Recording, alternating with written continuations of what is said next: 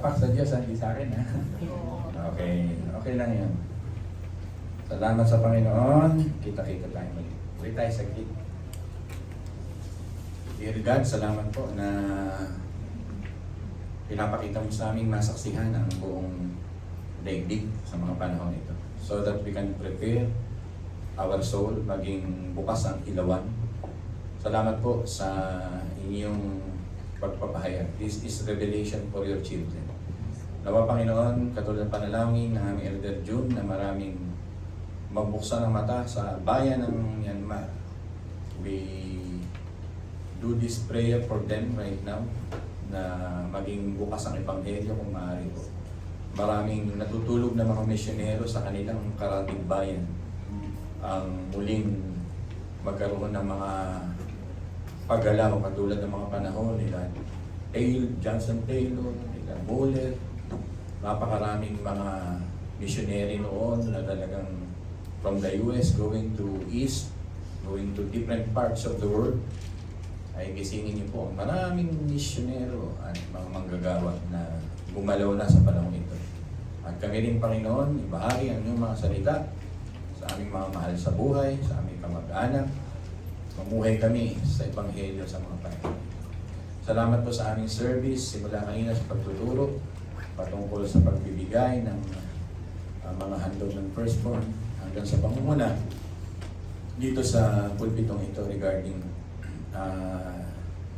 introducing your word ay iisa kami at akma patungkol sa aming paksa na life is short and everything that you want to entrust to us to do the ministry is here, Panginoon. Help us to do it now.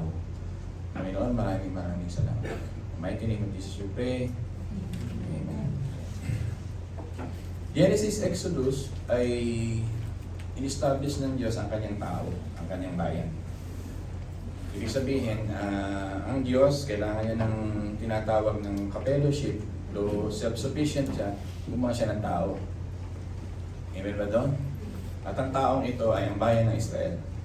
So, Genesis, Exodus, Leviticus, from Numbers, makikita natin, binabanggit dito, Deuteronomy, Joshua, ay makikita natin, gumawa naman siya rito ng Constitution. Kaya nga sa May, ang itong pag-uusapan natin na Constitution of God for the Family. At ang Constitution ito ay yung mga utos. Ito yung 600 plus law and the 10 commandments. Ibig sabihin, dahil may bayan, gumagawa ang Diyos ng Constitution. May tao na, may Constitution na, then God gave them a land. At pag pinag-usapan ninyo yung Joshua, Judges, ay ito'y panahon nila Joshua, nila Caleb to take that land. Yung the land with milk and honey, fruitful. May tao na siya, may constitution na siya, may lupa na siya. At literal na nakita natin ito sa bayan ngayon ng Israel. Eh Pastor, paano ngayon yung Samuel, Kings, and Chronicles? It is about the kingdom of God in the Old Testament. Ibig sabihin, kung mamumuhay tayo sa kaharian ng Diyos, ay ipinakita rito ng Panginoon that He is the King. Maliwanag po ba yun? From people, may constitution, then meron ng, ano binanggit ko sa inyo kanina? May lupa, at meron ng hari. At ang Panginoon yun, kahit nanghihingi sila ng hari na si Saul. At ipaiiral ng Diyos dito ang kanyang paghahari. It's the same principle foreshadowing the New Testament. Na kailangan ang mga tao ngayon mabuhay lamang, lalo na kung anak ng Diyos, sa kaharian ng Diyos. We live for that. Tanggapin niyo po na pagka kayo born again, mabubuhay ka sa kaharian ng Diyos. No agendas anymore. Our priority is the kingdom of God. Kaya nga lagi sinasabi ng Panginoon, seek ye first the kingdom of God. And all these things shall be added unto us. Kaya nung naparito ang ating Panginoon sa Kristo, yun yung kingdom of God. Kaya kung ikaw bilang mananampalata ngayon, ay hindi namumuhay sa kaharian ng Diyos at may agenda ka pang iba sa buhay mo. Something na kailangan makinig ka sa message ngayon, Chronicles, na tatapusin ng Panginoon. Amen po ba, mga minamahal? Nagiging maliwanag po ba? Kasi kung nabubuhay ka ngayon para sa sarili mo, di ba? We live, sabi nga ni Apostle Paul, we live for Christ and we die for Christ. Ito na yung ating katawagan. Sabi mo sa katabi mo, katawagan mo ito. Doon pa lang, pwede na akong mag-end ng sermon. Di ba? Meron na kayong natutuhan doon. Pero dahil maganda yung binasa sa atin ng ating kapatid na teacher yan, si Ma'am Rodaline, ay ito ating tatalakayin. The context, mahalaga yung context sa pag-aaral. Bilang pastor, nag-aaral tayo ng konteksto. Ang context pa rin ng 1 Chronicle 29 ay this is the final acts of David, King David. Sabihin, ito yung mga huling mga gagawin niya sa kingdom ministry. Alam naman niyo kung ano yung gagawin niya, di ba? At dito, ang konteksto nito, he acknowledged God as the source of everything. Nasa verse 14 yun. Ang lahat-lahat sa atin ay galing din naman sa Diyos. Diba? Ang lahat-lahat naman sa atin galing din naman sa Diyos. Huwag kayong malilito kasi kaya binanggit yung verse 15 na maiksi lang ang buhay. Verse 14 muna may pinanggalingan. Ang lahat-lahat naman ay galing din naman sa Diyos. Kailangan maunawaan natin that this context ay ina-acknowledge ni King David that God is the source, the owner of everything. At dito rin, ang konteksto nito ay enthronement of Solomon.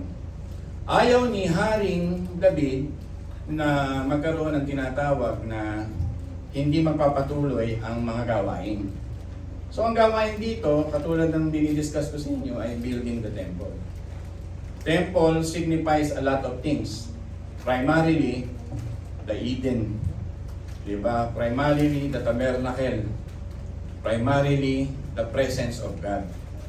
Kaya ikaw, kung mabubuhay ka na, wala ka sa templo, hindi kayo mabuti, wala ka sa simbahan, kung gusto mo lang mag-trip na pumunta sa simbahan, minsan wala, hindi ganun ang buhay. Talagang ikaw ay para sa dito na, para na sa templong ito. Yung Eden, tabernacle, at yung church, sa panahon natin ngayon, yung temple na darating sa Revelation, iisa lang tinutukuyan yan, the presence of God na kailangan nating sabahin.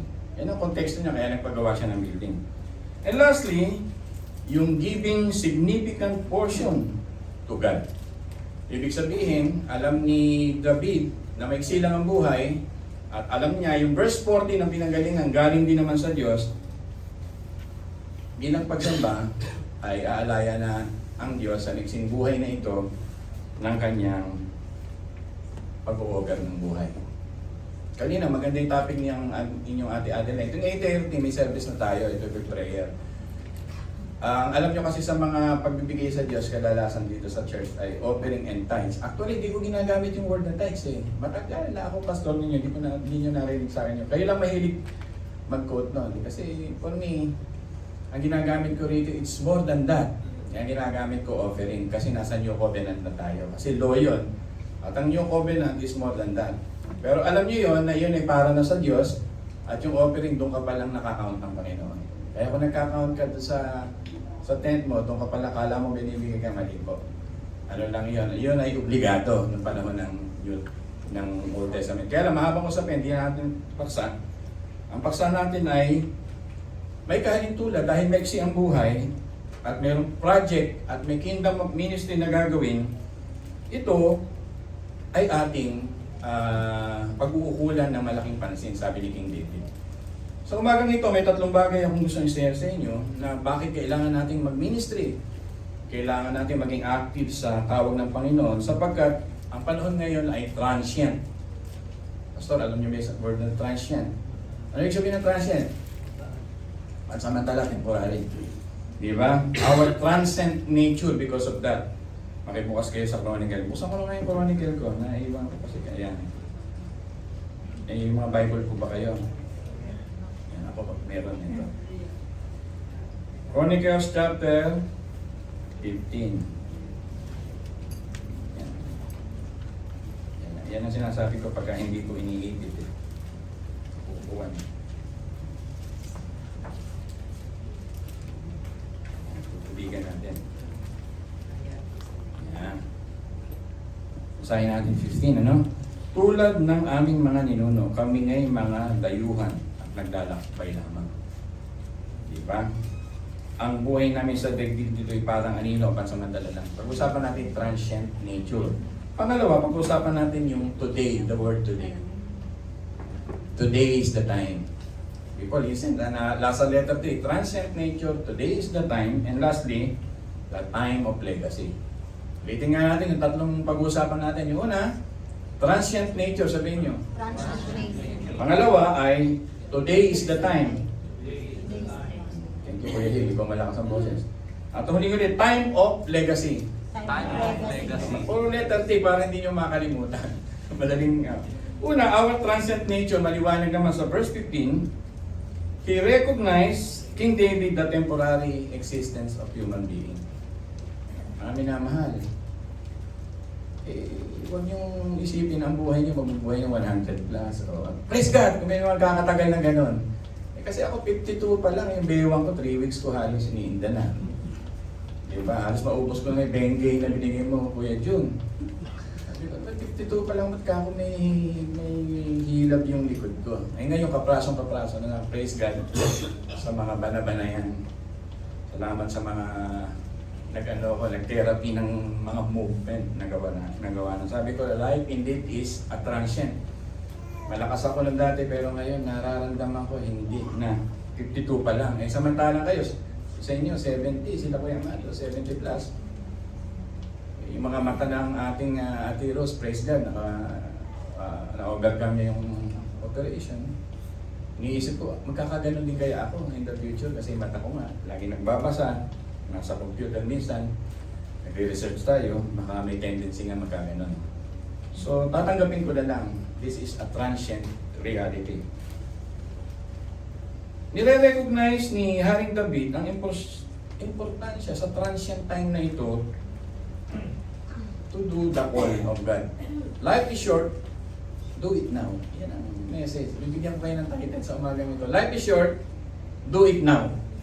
Ano yung do it now? Yung pinapagawa ng Diyos. Yan ang context ng 1 Chronicle 29. Ang do it now niya, itutuloy niya yung Edenic foreshadowing revelation, the coming of Jesus Christ, yung temple. Kaya salamat may church tayo.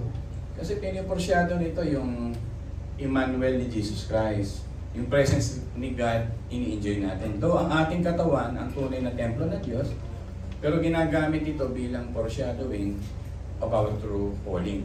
Kaya importante tao nasa church. Hindi pwedeng wala kang oras sa church. Hindi pwedeng marami kang ginagawa, wala kang time sa church. It's a matter of priority.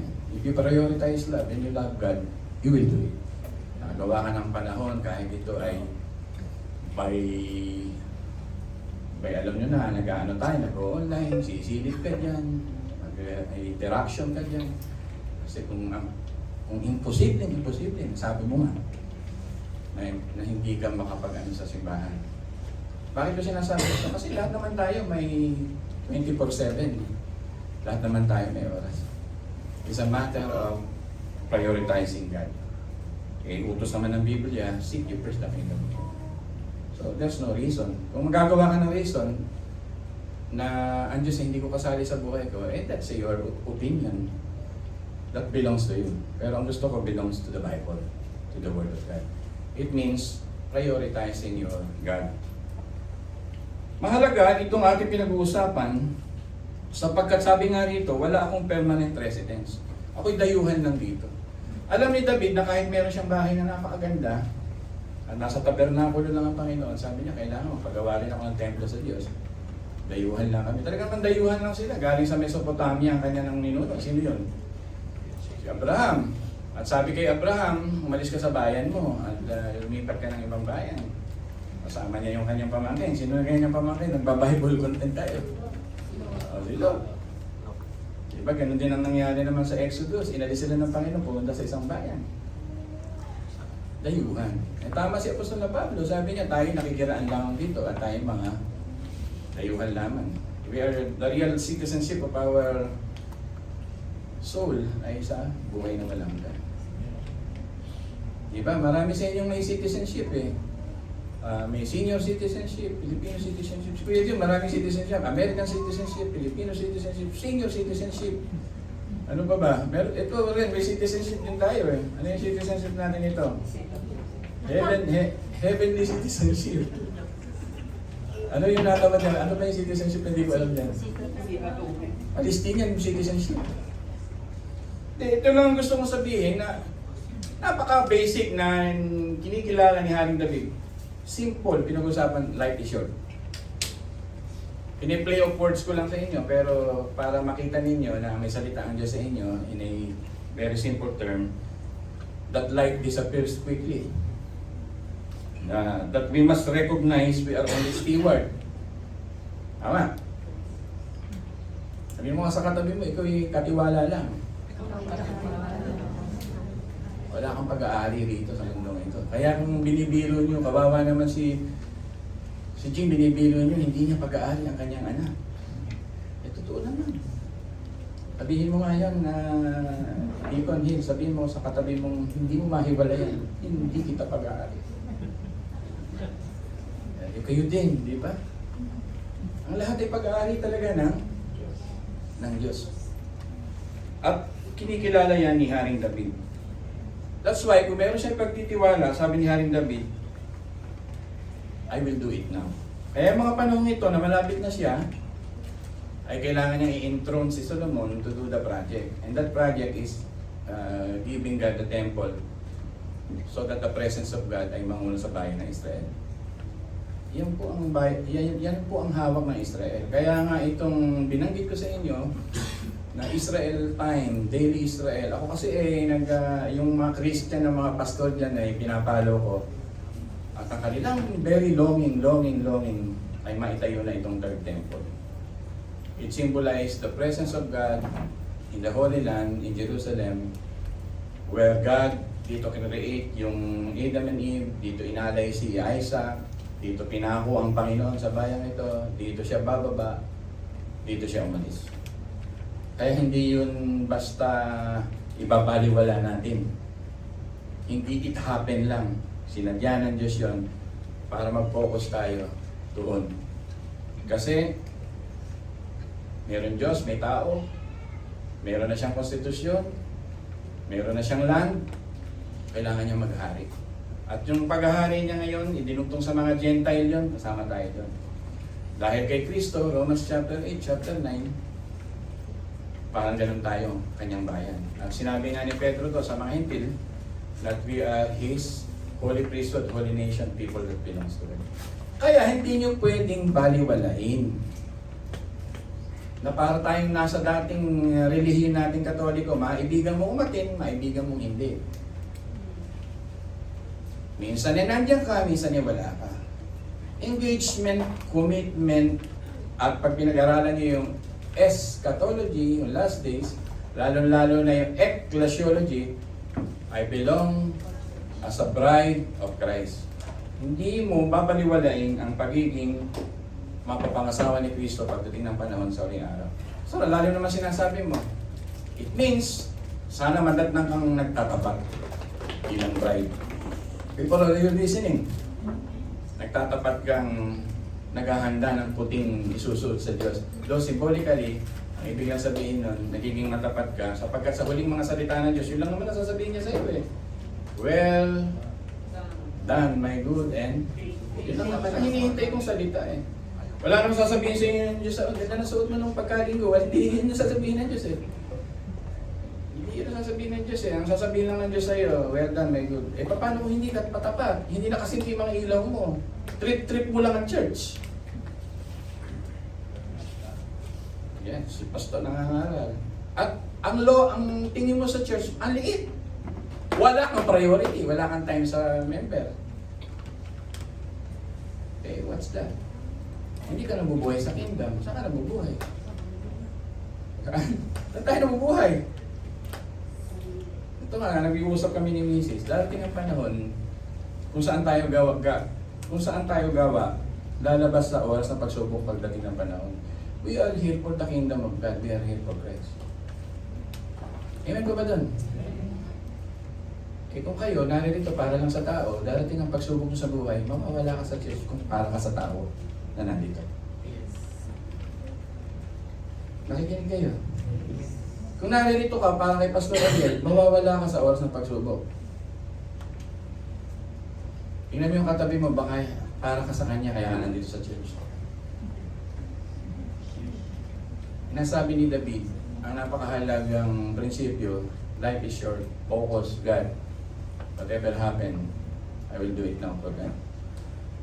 The main reason why we are here is the kingdom of God. Because life is short. Yan na naman tayo, life is short. Sabi nyo nga, life is short.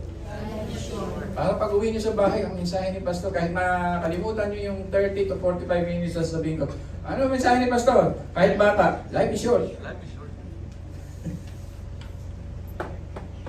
So, the second point, the value of our today. Ito na. Our today as God's gift. Sabi nga ni James chapter 4 verse 14, life appears for a moment. Di ba? Like a mist, para raw usok lang, para raw singaw. Here today, gone tomorrow. Parang kanta ni Michael Jackson na gustong kinakanta. Gone too soon. Pag-uwi nyo, playlist nyo, gone too soon.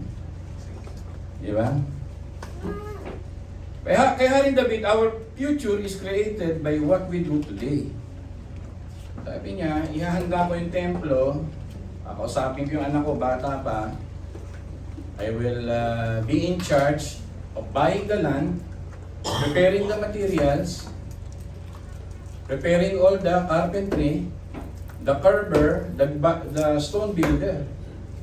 Kahit hindi si David nagpagawa ng templo, imagine niyo may prepare ni David. Hindi nga siya nagpagawa, si Solomon nga, dahil nga ang kanyang kamay ay warrior, maraming dugo.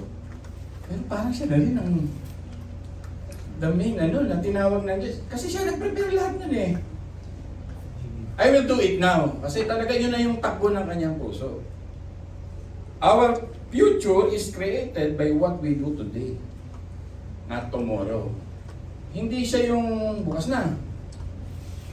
Maghugas ka ng plato, sabi ni Chay, mamaya na pa. Nawalan tuloy ng tubig. Nagtunog siya. Lang nakahalumba lang doon. Yung utos ko, ako gumawa. Madalas nyo bang gawin yun? Madalas nyo mamarinig sa bahay yung mamaya na, bukas na. Para maibon. Wait. Alam nyo, yung bukas na, mamaya na, hindi makadiyos yun eh. That's the hour of Satan. Today is the hour of God. This moment is the hour of God. Kaya nga pag may inutos sa inyo mga magulang nyo, simple basic illustration, ngayon na, lalo na ang Diyos. May pinapagawa sa iyo. Wala ka na dapat iniisip na, bukas na yan, Pastor, kaya ko pang inisipin. Sino nakakahawak ng bukas? Alam mo ba? Baka mamaya, mamatay ka. Basta masakit mo magsalita. Pwedeng dumating it's a matter of time for the Philippines. 8.8, hundreds of thousands of people patay sa Maynila. Sabi ni Polo Fox ba yun? It's a matter of time. Kailangan handa ang kaluluwa mo kasi hindi mo alam ang bukas. Nakasakay sa aeroplano, inantok yung kapitan. Kapitan ba? Piloto. Hindi mo kasi hawak yun eh. Minsan pinagtitiwala lang natin sa mga driver ang buhay natin, sa mga piloto. Why not? Sa God, pag may napagawa sa'yo, pagtiwala mo sa Kanya. Huwag mo sabihin, tagal pang buhay, sa kanila nangyari yan, hindi mangyayari sa amin. Hindi eh. May mga kaibigan ako, 50s nakamatay eh. Sumakit lang ang dibdib, kinabukasan ay remake na ng kanilang mga asawa. Kaya hindi mo pwedeng pagmalaki ang bukas na meron pa akong maglilingkod bukas. Palalakihin ko yung mga anak ko para bukas. The day is the day of the Lord. Kaya nga sinabi sa Bible, this is the day that the Lord has made. Wala namang nakasulat sa Bible, tomorrow is the day of the Lord has made. Tomorrow is the day of the Lord has made. Pag may kumanta na, i-kick out ko sa church. Tapos kayo mga bata, mamaya na pa. Diba? Ay, Chay, sorry. Katotohanan kasi yan ang buhay no. Where is God na nagtitake in sa mga oras mo ngayon na katulad ni David? Kasi ito yung panahon ni David na talagang chronological, ibig sabihin, statistical, measurably, ay inayos niya, kaya may lista ng chronology ang lahat ng mga pangyayari sa templo. Hindi dito nilagay ni David ang kanyang sarili sa alanganin. Kasi nakatanaw sa kanya yung bayan ng Israel. Ano ba ginawa ng leader namin? Diba? Ang ginawa ni David, nag-focus siya sa design ni God. The Eden, the tabernacle, the temple, and the foreshadowing of Christ. At hindi siya pumayag na matatapos ang buhay niya, hindi niya ito tapusin. You will do it in your time. May mga pinapagawa sa inyo ang ating Panginoon. Kaya sana huwag niyo na yung pagpabukas. Ang inisip natin, magandang buhay namin bukas. Sino nagsabi? Diba? Paano makakapasok yung mga pamamasukan sa Myanmar ngayon? Nabuhay man sila, wala na yung kanilang kumpanya na bumagsak. O ilan ang magugutom doon? Ang mga tulay bumagsak. Ilang linggo, ilang buwan sila bago makabangon doon. Sa matter of 7.7 magnitude, few minutes, live and bago. Kaya tinuturuan tayo ng Panginoon na tayo ay magmahal talaga sa Diyos. Mag-kingdom people para sa Diyos. Maging seryoso para sa Diyos. Eh, ito nang lagi ko sinasabi, this is my calling na lagi kayong sabihan, maging seryoso sa Diyos. What really matters in life. Huwag na kayong magalit sa akin pag sinasabi ko. Tawag ko yun para mangulit. Kung may makakaaway ako sa tawag ko ngayon, let it be. Kasi kailangan paalalahanan tayo ng Panginoon that life is short. And do the ministry and the calling of God right now. Diba? The fool says, the devil says, I have plenty of time. Lalaki pa mga anak ko, magiging ganito pa kami. You are fool. Hangal ka. Today is the time for God. Yung sinasabi ng Diyos na makita ng pamilya mo na nagmamahal ka kay Kristo. Medyo masakit yung mensahe niya kasi ang buhay natin parang ganito.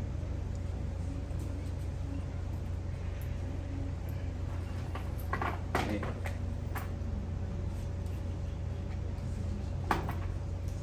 Hindi nga yung dulo.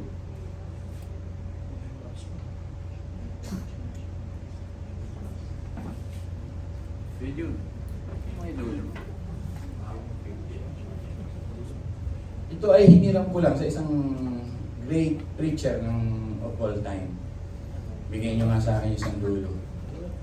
Yan. Sampayan ni Candice yan. Kinuha ko lang sa sampayan ni Candice. Yan. Alam ba niyo ang gagawin ko? Hindi po ako magsisirkus. Akin ay dulo. Tapos kuya din pala sa ano pala, sobrang pala kuya din sa'yo. Sino ba pwedeng pagbigyan ng dulo-dulo pa? Yan. Yun. Sige, lumabas ka muna kuya yun. Ganito lang. Ayan. Ganyan lang, okay na yan. Sabi ng isang mangaral, hiniram ko lang po ito, hindi ito original kay Pastor Ariel. Ito ang buhay natin. Alam ba, pagpalagay mo na ito ay bawat ganyan 10, 20, 30, 40, 50. Ano ba buhay na ano natin sa Pilipinas ngayon? Sa Africa kasi 40 lang namamatay tao eh. 40 dahil sa hirap ng gamot at buhay. Sa atin, sa Amerika, ilan na ngayon yung lifespan? 80. 50. Sa Pilipinas, gawin na natin 75. 50, 60, 75. Ito yung buhay natin. Yung 75. Simula rito hanggang doon. Ito yung 8,000 seconds per day. O, per hour pa yan. Ito yung ating buhay. Gusto naman yung sabihin, dito maraming nagbubuhos ng buhay ng tao. Dito niya kinukonsume ang kanyang buhay sa maiksing buhay niya. Dito nauubos ang kanyang buhay sa entertainment dito, sa pleasure dito, sa paano kumain ng sikmura dito, to survive dito. Eh, paano na yung eternity? Na millions of years, na sinasabi ng Biblia naman, na tama rin naman, that only what done in Christ will last. Magkakaroon ng degrees of rewards sa langit. Naniniwala ho ba kayo sa degrees? Nasa book of Revelation yan. Basta what is degrees? May medium, may pagka nag-iinit ka ng medium, overheat, low, medium, high. Sabi ko overheat and overheat. Degrees yun. Kasi may mga Kristiyano, ay, ligtas naman ako, okay na yun ang nagagawin ko. Pare-parehos na kami pagdating sa langit. No. May degrees po. Ibig sabihin, the degrees of joy, the degrees of reward. Yung mga nilagay ng Panginoon sa kanyang kanang kamay, yung 144 Sanhedrin, yung 12 apostles, yung mga na-persecute, pinuhutan ng ulo para kay Kristo ng buhay. Meron silang ipagkakaloob ng putong ng buhay kay Kristo. Pero kung dito sa lupa at dito ka lang nagko-concentrate sa mixing ito, ang tanong, matatapos po ba? Ang tanong ko sa inyo, matatapos mo ba ang mixing to? Pwedeng kasama niyo ako ngayon bilang pastor niyo. Time will come, hindi niyo na ako makakasama. I will die. At hindi ko alam ang buhay bukas. Dito ka ba nagpo-focus? Gumising ka. Kasi ang gusto ng Panginoon yung eternity, yun ang focus natin. Di ba? Pastor, physically, pumapasok sa nerve ko pag wala akong pera, pumapasok sa nerve ko pag wala akong comfort, pumapasok sa nerve ko pag wala akong kaaliwan. Natatakot ako sa future ko, pastor Kaya I'll spend all my time not prioritizing God, but prioritizing my dreams. My labor here on this planet. And that's a deception of our enemy. Nakakaligyok yung mensaheng ito, but this is the reality. Kaya nga sabi ng Colossians chapter 3, set your affection on the things above. Hindi naman yung nilagay ng Diyos sa Colossians para baliwalaan natin that set our affection to the things of God. Seek ye first the kingdom of God. Kaya lang sinisik ng tao in all these things shall be added unto us. Nasa Bible naman hindi ako pwedeng i-argumento, makipag-debate kayo. Nasa Biblia talaga That life is short and eternity is long, and Kuya John will dictate the ruling.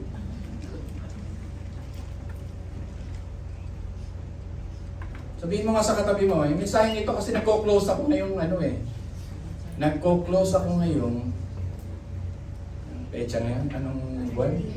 March. Mabilis ka. Kino-close ko ng ganito na something convicting. Maaalala nyo sa buhay nyo na may gagawin ka, hindi mo ginagawa para sa Diyos. At iniisip mo, bahala, bukas kasi may nahawakan mo bukas, ikaw ba Diyos?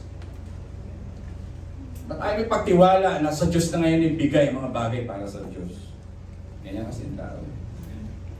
Kaya yun na nagpapahirap sa kingdom of God. Papabagal sa kaharian ng Panginoon yung gano'n. There will be no tomorrow. Sabi mo nga sa katabi mo, there will be no tomorrow. Do it today. Ang sermong ito, sabi nga, carpe diem. Sino alam yung carpe diem?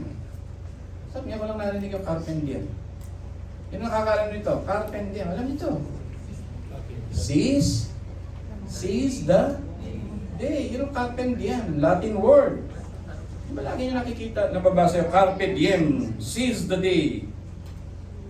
Give to God what belongs to God, and says to Caesar what belongs to Caesar. Ang ibig sabihin ng carpe diem ay not to postpone any action for God. Not to postpone any action in the context of chronicle for God. Life is faithfulness to God right now. Kaya kung magpaplano ka, bukas na ako magbabago. Mamaya inom muna ako ng Red Horse, bukas hindi na. Paglalasing muna ako, may alak pa rin sa estante ng bahay ko. Uubusin ko muna doon.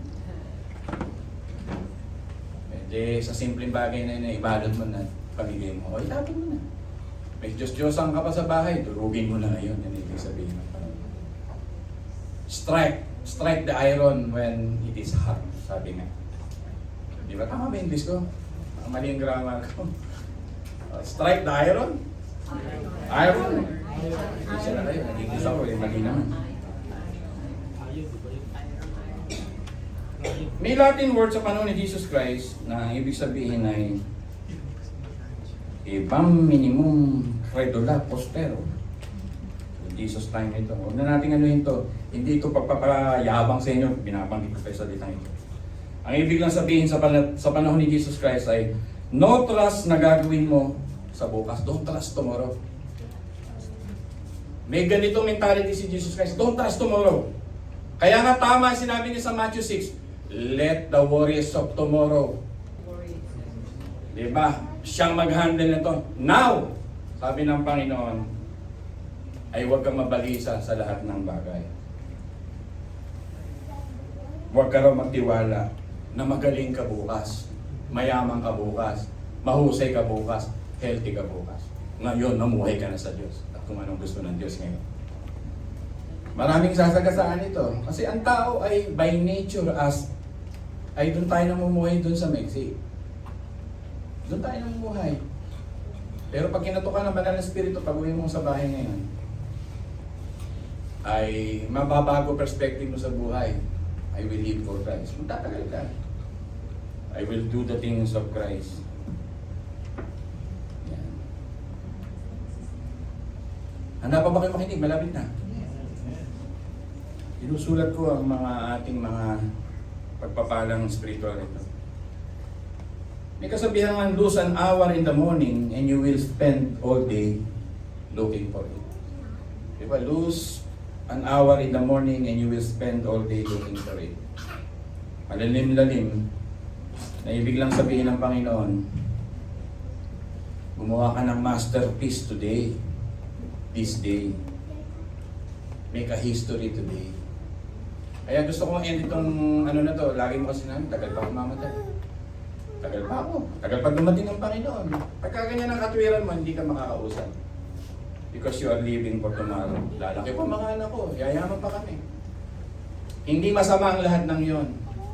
Nagiging masama lang yon pag wala si Kristo sa iyong equation ng buhay. Pag wala ang Panginoon sa buhay mo. At yun na lang nagpapaikot sa iyo. Pagising mo, pera, pera, pera. Minsan, nagkakaroon ka ng, daydreaming na parang tumama ako ng 10 million.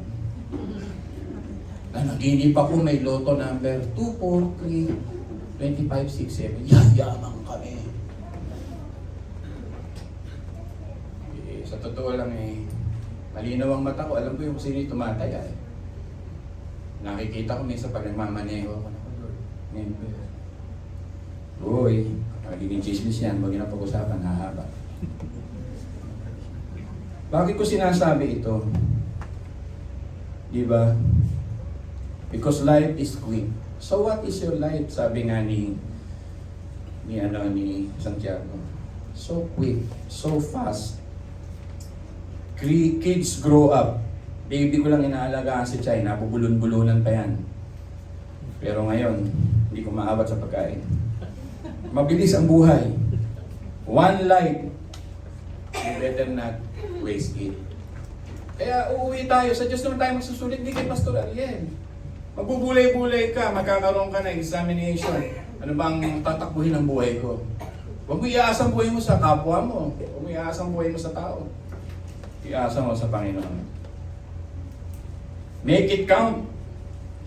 Give it to God, your all. Sabi ni David, chapter 29, 14-15. May tanong ako sa inyo. Pag nasa grave ka na ba?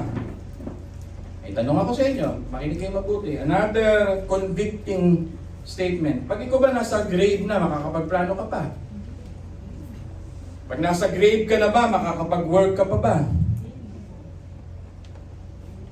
May pagkakaroon ka pa ba ng passion pag nandun ka na sa nature? Alam niyo may nature? Makakapagkaroon ka pa ba ng testimony pag nasa libingan ka na? It ends there. Everything will end there. Kaya kung ngayon pa lang ay ginagawa na natin ang ministeryo at para sa Diyos ay para sa Diyos, ang hinda ay smoothly, unti-unti, hanggang sa dumating ang Panginoon. Katulad ni Haring David ay magagawa. Amen ba doon? Amen. Huwag na tayo magmatigas. Hindi ka mananalo sa Diyos. Di ba? Huwag kang matigas. Hindi ka mananalo sa Diyos sa oras ng deathbed. Sa oras ng deathbed, hindi mo pwede ilapit sa Diyos. This is my achievement, oh God. Di ba? I have a highest honor during my high school, oh God. Ako yung first honor. 3 kami nag-aaral. Ako yung first. May second and third. Ang sasabihin mo lang pagka ikaw ay nasa deathbed na, naghihingalo na, Lord, accept my soul, forgive me. Yun lang ang makasabi mo. Hindi mo na may pagmamalaki. Lord, nagawa ko ang lahat-lahat para sa pangalan mo. Ang mahirap na pag sinabi ng Panginoon sa'yo, hindi kita. Kaya this is a convicting na mga mensahe sa umagang ito. Time to do what the works want to really, what the Lord want to really na ipagawa sa atin. Today is that all you have. Tomorrow will take care of itself. Yan ang lagi ko sinasabi sa aking asawa at mga anak. Tomorrow will take care of itself. Today is the day of the Lord. Hindi nagkamali si Kristo niyan, Matthew chapter 6. Marami kasing tao kahit bukas kinokontrol. Ano naman si Pastor? Kahit hindi pa Pastor, nagkahanda lang kami. To the point na kahit wala ka ng panahon sa Diyos sa paghahanda mo. Yun naman ang message eh. To the point na wala ka ng paglilingkod sa Diyos dahil sa paghahanda mo. Diba? To the point na wala ka ng pagbibigay ng testimonya mo dahil sa paghahanda mo sa maiksing buhay na ito. Iniintindi mo ba ang bukas? Ito ang intindihin mo. The time of legacy. Church, sabi nga, time of legacy. Pastor, pangatlong point ka pa lang. Kung matagal pa, pitlapit na. As I said, yung ating nakaraan, hindi na natin pwedeng i-relieve. Hindi na tayo pwedeng mabuhay pa ulit sa nakaraan. Lessons na lang. Today, it is the God who gave us the gift of today to make difference today. Yan yung nangyari sa Book of Chronicles. Kala nyo ba mababaw ito? Ang lalim ito. Sapagkat nandito na tayo sa ikatatlong puntos because kailangan ng Diyos ang kanyang mga anak ay maghiwa ng legacy. This is the time of legacy. Life is so short. Again, do it now. Make time for legacy. Diba? Every day is not a promise to us. But today, yan. This is the time to make legacy today. What kind of legacy ang iiwan mo sa iyong mga anak? What kind of legacy ang iiwan mo sa next generation? What would he leave behind? Si King David. Yan po yan. Ano gusto mo? Paano ka makilala ng tao? Isa po siyang corrupt official. What a legacy. Di ba, no? Hirap yun. Kaya nga, napakasimple ng tanong ni Santiago, what is your life? One short life, then it's over. Di ba? Then it's over. We cannot back on time. Huwag tayo mag-time wasters. Sinaya mo mga oras mo. Dahil iniisip mo, kaya mo i-handle ang bukas. That's time wasters. That's why you have no joy. Because pinapatakbo mo ang sarili mong buhay. Maraming tao walang kagalakan, kaya tatakbo sila sa entertainment. Maraming tao walang kagalakan, tatakbo sila sa chismisan sa telebisyon. Maraming tao walang kagalakan, tatakbo sila sa sport. Maraming tao walang kagalakan, tatakbo sila sa mundong ito. That's why wala ng joy. Pero sabi nga ng John chapter 9 verse 4, do God's work while it is day, while it is light. Gawin daw natin mga gawain ng Diyos para makapag-iwan tayo ng legacy habang may araw. Sapagkat sabi sa verse 4 na ito, night is coming that no one can work. Darating daw ang isang gabi na wala nang magtatrabaho. Listen, so may opportunity na binibigay sa iyo ng Diyos. Huwag mong sayangin. May buhay ka pa, huwag mong sayangin. Ama? Ama! Saan tayo makakapagaling ng ganitong mensahe, mga minamahal? Pinapaalalahan tayong mahal ng Panginoon. Mahal na mahal niya tayo. Si David, tama ang kanyang ginawa. Nag-iwan siya ng legacy, may impact. Nagkaroon siya ng service wholeheartedly for God.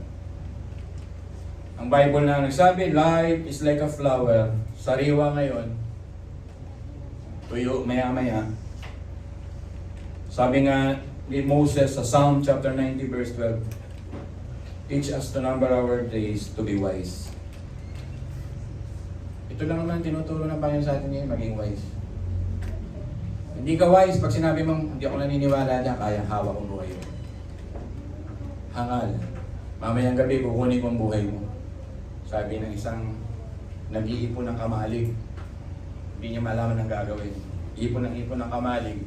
Sabi ng Panginoon, hangal, mamaya wala ka na. Psalm 103 verse 15 to 16, ang buhay daw natin ay katulad ng mga damo. Diba? Dumaan ng hangin, maya-maya, wala na. Merong day of blossoms, napaka-iksi. And soon we will be forgotten. Psalm 103 verse 15 and 16. Sabi niyang David, Psalm 39 verse 4, make me know my ends. May mensahe ang Diyos ngayon sa inyo eh. Make me know my ends. Turuan mo ako, Panginoon, alamin ang aking katapusan. Habang hinahawa ko yung bewang ko, sakit kaya ako matatapos? Ganyan po. May lahi ang pamilya namin, may sakit sa stomach. Mahihina ang stomach ng aking, buti di ko naman ah. Mga tiyuhin ko, nagka-cancer sa stomach. Nanay ko namatay sa stomach. Yung pangapat kong kapatid, nagme-medication, sana wag magtuloy sa cancer. Ano kaya? Teach us to number our days. Yun eh. Sabi nga ng Panginoon sa Job 14:6, you determine our appointed limited time. So life is about leaving a legacy. Bakit naman yung aalis tayo sa mundong ito, mag-aaway-aaway pa yung ating mga anak. Aalis kayo sa mundong ito, mag-aaway-aaway pa tayo mga taga-church. Lalo na yun, pangit yun. Sabi nga na Ephesians 5:16, make the best use of your time. Do it for God's glory. Lapit na ako. Ang wish ng Panginoon, ang prayer ko pala ngayon, wish ko, ay magrema. Gamitin din salita niya. Kasi biblical yan. Magrema ang salita ng Diyos sa iyo. Ilang taon ang sinayang mo sa mga oportunidad dahil natatakot ka. Ilang taon ang sinayang mo sa mga oportunidad dahil meron kang personal agenda sa mga buhay-buhay. Ilang taon ang sinayang mo dahil warrior ka, lagi ka nag-aalala. Ilang taon ang sinayang mo dahil iniisip mo ang kinabukasan mo. Sabi nga ng Panginoon ng mga ibon ay pinapakain ko kayo pang aking mga minamahal na anak. Bakit hindi tayo nananampalataya sa Diyos ng ganun? Nahawak niya ang ating buhay, hindi na tayo iiwan ng pababayaan. Ang dami nating reservation, ang dami nating condition. Para na sa Diyos, ang Diyos na ang humihingi, ang dami pong nire-reserve. Bakit? Hawak mo ba ang bukas? Paano ka magkaka-impact sa buhay ng tao? Ano maiiwan mo sa iyong mga anak? Anong patutong maiiwan mo kung ganito ka? Time is running out. Wake up. Hold to your upward call. Work of God na iniiwan. If you are not using the time to make your legacy, you are not living a higher life. Ang mga born again, ito paniniwala ko, we are living in a higher life. Sabihin nga natin, we are living in a higher life. Totoo po ito eh. We are living in a higher power. Siya may hawak ng ating buhay. Buhok, siya may bilang. Sabi nga ng Panginoon, put away foolish things in us. Yun po yun. Sige lang. Malapit na. View statement na lang. Invest your life sa darating na eternity na ito. You have only one chance on this life on earth. One chance. Baka hindi na ako dumati. Baka wala ng pastor magpaalala sa inyo nito sa lifetime mo. Ito paalala na ng Diyos. Kasi lahat kinukontra mo eh. I am the captain of my soul eh. Akong bida sa buhay ko eh. So, pakailan ng Diyos sa akin, ng church, ng Bible sa akin. Ako masusunod, ako magdidikta nito. Yan po ay malaking kahangalan. Makikita ko ang iyong kabiguan sa pagdating ng panahon. Huwag naman sana, sapagkat pinag-pray ko ang lahat ay kaabagan, kaawa ng Diyos. Pero huwag ka dun sa habag at awa ng Diyos. Doon ka na ikaw i-recognize ng Panginoon, good, faithful, job well done, disciples of God. Mga minamahal, invest your life sa darating na eternity. As I said, one chance on this life on earth. Lapit na. So David, do it now.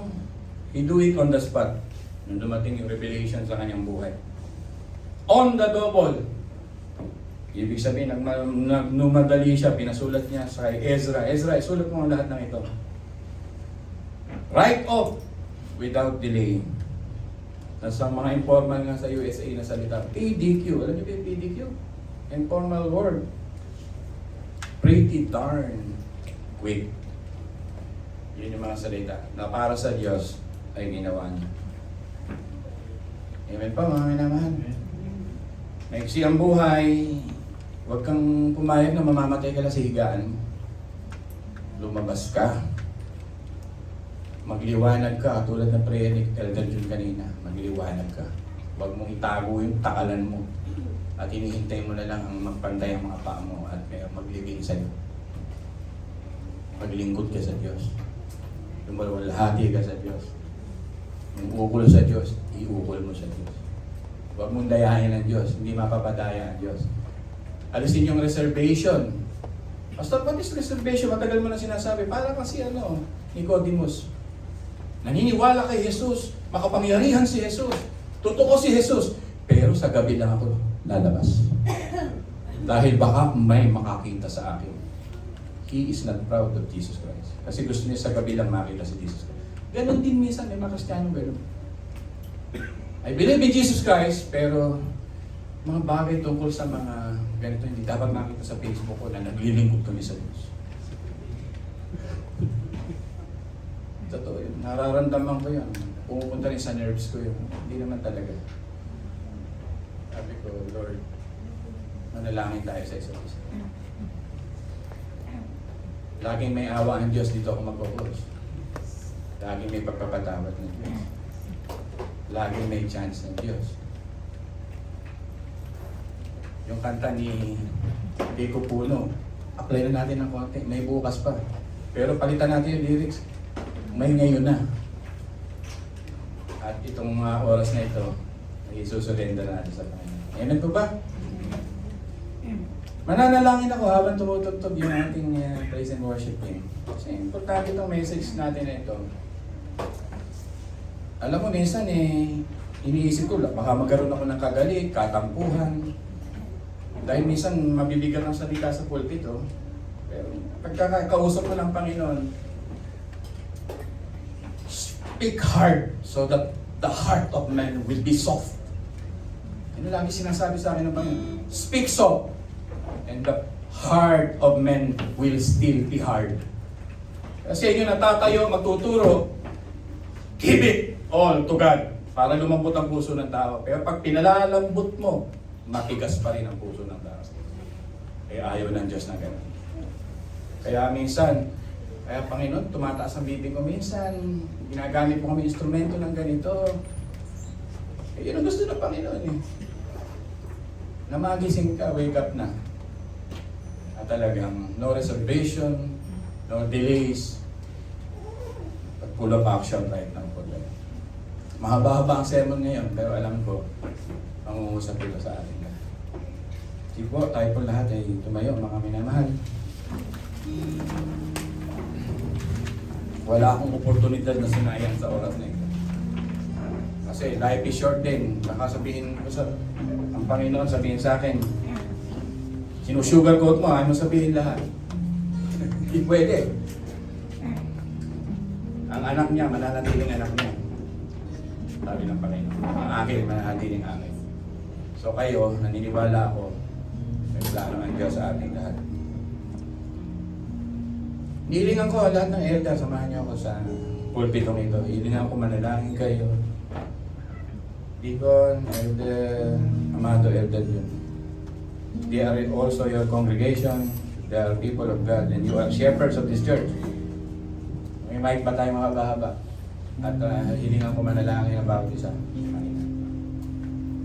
Maraming salamat. Praise and worship. Lagi kayo. Dito kayo. Para habang tumutugtog tayo, close ako sa buwang nito kasi magbabagong topic na naman tayo next week.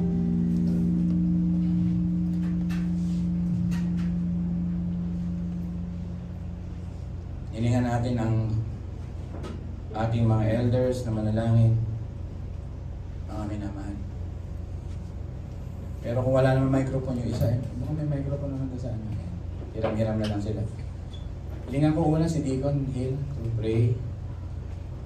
Gusto sa mensaheng ito kung ano man ang lumalaw sa iyong kaisipan. With love, with compassion, with grace to our people.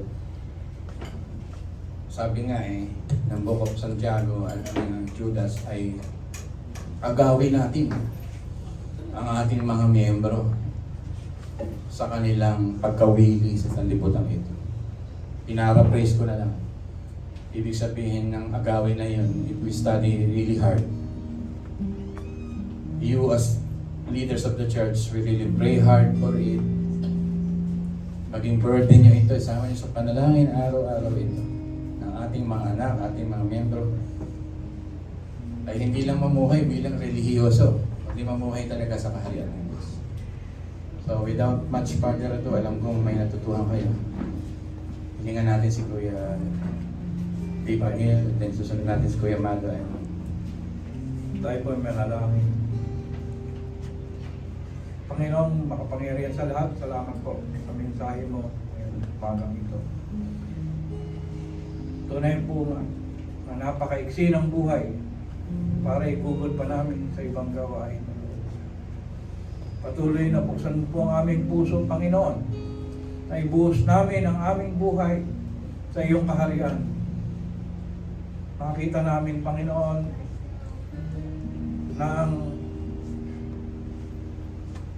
paggawa ng aming buhay para ipakilala ka, Panginoon, sa lahat ng oras ay hindi kalugihan para sa amin. Pagkos ito po ay lalo pang gagaan ang aming pakiramdam, ang aming isipan, ang aming puso dahil nagbababad kami sa iyong kaharian. Salamat, Panginoon, at narinig namin ang mensaheng ito na nagbukas sa aming buhay, sa aming puso, sa aming kaluluwa, na napakaiksi ng buhay, Panginoon. Baka bukas, wala na kami. Baka bukas, hindi na kami magising. Ngayon pa lang, Panginoon, gamitin na namin ang aming buhay sa paglilingkod sa iyong ubasan. Na magbabad kami sa iyong salita, na maibahagi namin, Panginoon, sa aming mga mahal sa buhay, sa aming mga kaibigan, sa aming mga kaklase, sa aming mga kasama sa sa hanap buhay, na patuloy kaming naglilingkod. Makikita mo, Lord, na aming gawi ay ibahagi lang ang iyong salita. No? Mas maganda na po ito kaysa nauubos ang aming oras sa walang kwentang bagay, Panginoon. Salamat, Panginoon, at binuksan mo ang aming isipan, ang aming puso sa mensahe mo ngayong umaga. Naway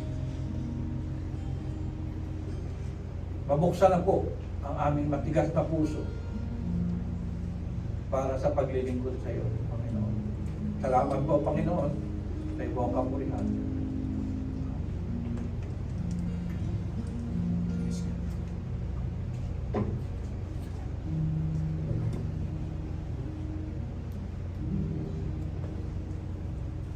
Panginoon, tunay ang nalalaman mo lahat. Walang nalilingit sa'yo. Tunay, Panginoon, na kami ay umaamin. Nagkukulang at talagang nagkakasala. Pero maraming salamat po, Diyos, na lagi kang nagbibigay ng pagkakataon. Lagi kang nagbibigay ng pagkakataon kami makabalik sa iyo. At salamat sa iyo. Salita sa 2 Peter 3:9 na talagang nangako ka at ngayon ay hindi mo pa tinutupad dahil ang nais mo sa amin ay makabalik sa iyo. Nakakaalam na kami ng katotohanan, pero patuloy pa rin kami nagkukulang sa iyo. Patuloy pa rin kami nagkakasala sa iyo. Kaya naman sa aming mga pagkukulang, sa aming mga pagkakataon na hindi namin natutupad ang mga pinangako namin sa iyo, Lord, patawarin mo kami. Patawarin mo kami, O Diyos, na tunay na laging bukas ang palad mo para kami iyong tanggapin. Kaya Panginoon,